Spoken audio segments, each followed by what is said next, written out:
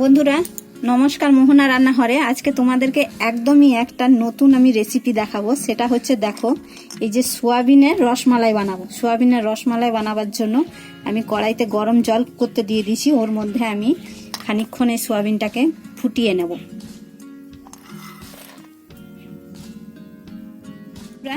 যে সোয়াবিনটা আমি গরম জলে সেদ্ধ করে নিয়েছিলাম, সেই সোয়াবিনটা আমি ঘি দিয়ে একটুখানি ভেজে নেব। তার জন্য কড়াইতে ঘি দিয়ে দিলাম। আর এই সোয়াবিনগুলোর মধ্যে একটু জল আছে, জলগুলো আমি হাতে করে এইভাবে চিপে নেব। চিপে একদম জলগুলোকে বার করে নেব। যে এগুলো আমি সব সোয়াবিনগুলো আমি ঘিতে ভেজে নেব। সোয়াবিনটা হতে হবে যেন একদম নরম। সোয়াবিন দু রকমের হয়, একটা হচ্ছে সোয়াবিনের তরকারি করলে শক্ত হয়, একটা সোয়াবিনের তরকারি করলে সোয়াবিনটা নরম হয়। তো সেই নরম সোয়াবিনটাই কিন্তু দোকান থেকে নিয়ে আসতে হবে, তবে রসমালাইটা ভালো হবে, একদম নরম তুলতুলে। সোয়াবিনটা আমার ভাজা হয়ে গেছে হালকা করে, খুব একটা লাল করিনি। সোয়াবিনটা আমি ঘি দিয়ে এই কারণে ভেজেছি যে সোয়াবিনের একটা গন্ধ বেরোয় হাফসানি। ঘি দিয়ে ভেজেছি যে খুব সুন্দর গন্ধ বেরোবে। তোমরা চাইলে সাদা তেলেও ভেজে নিতে পারো, কিন্তু ঘি দিয়ে ভাজলে সব থেকে বেশি ভালো লাগবে। দুধটা আমার গরম করা ছিল, দুধটা আমি এবার সোয়াবিনের মধ্যে ঢেলে দেবো। আমি 500 গ্রাম দুধ নিয়েছি। এর মধ্যে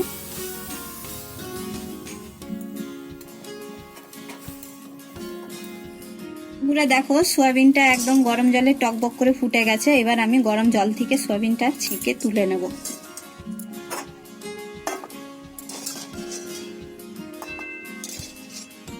স্বাদ অনুযায়ী আমি এটার মধ্যে চিনি দেব।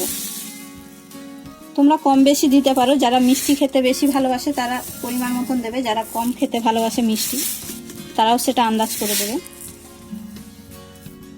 আমি এখানে 500 গ্রাম আমুল দুধ নিয়েছি, লিকুইড আমুল দুধ। তোমরা চাইলে গরুর দুধও নিতে পারো। 2 চামচ মতন আমি কনডেন্স মিল্ক দেবো এর মধ্যে। তোমরা কনডেন্স মিল্ক দিতেও পারো বা নাও দিতে পারো, বাড়িতে আমার ছিল তাই আমি এটা দিলাম।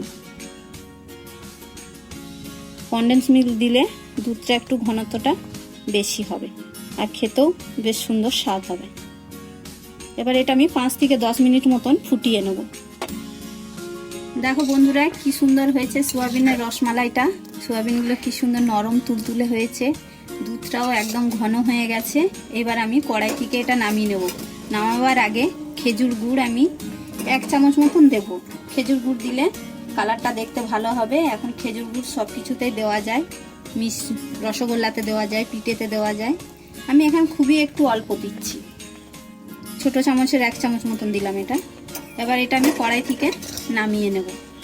বন্ধুরা এই রেসিপিটা একবার বাড়িতে করে দেখবেন আর খেয়ে দেখবেন যে কতটা অসাধারণ খেতে। আমরা তো এই জিনিসটাকে আমি তরকারি হিসাবে আমরা বানিয়ে খাই। একবার এইভাবে করে দেখবেন, খুবই সুন্দর লাগবে। কাউকে যদি বানিয়ে দেন তারা বলবে এটা কি বানিয়েছো, অসাধারণ খেতে। তোমাদের যদি ভিডিওটা ভালো লাগে তাহলে ভিডিওটাতে একটা লাইক করবে আর কমেন্ট করে জানাবে, আর চ্যানেলটাকে সাবস্ক্রাইব করবে। তোমরা অবশ্যই রেসিপিটা বাড়িতে ট্রাই করবে।